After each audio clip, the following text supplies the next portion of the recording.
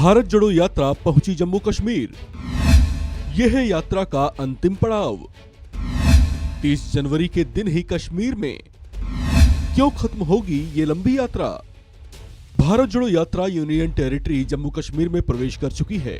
यह इस यात्रा का अंतिम पड़ाव है। यहां अगले 10 दिन पदयात्रा के बाद 30 जनवरी को इसका समापन हो जाएगा।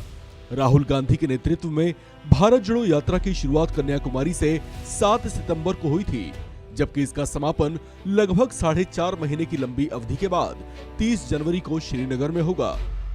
लेकिन इस लंबी यात्रा के समापन को लेकर बहुत से सवाल बने हुए हैं, जैसे कि इस यात्रा को जम्मू कश्मीर में ही खत्म क्यों किया जा रहा है, आगे लद्दाख तक यात्रा क्यों नहीं जा रही।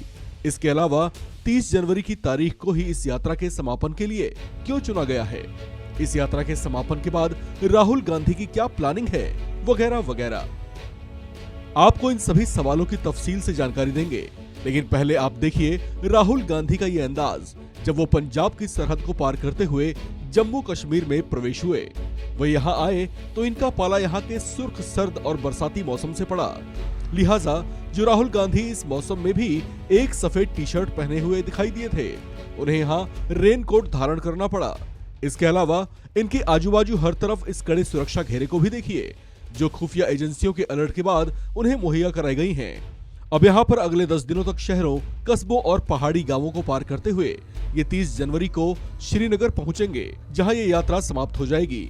30 जनवरी की तारीख यहाँ खास इस वजह से है क्योंकि इसी दिन महात्मा गांधी की हत्या हुई थी। 30 जनवरी को श्रीनगर में ध्वजारोहण के बाद राहुल गांधी महात्मा गांधी को भी नमन करेंगे।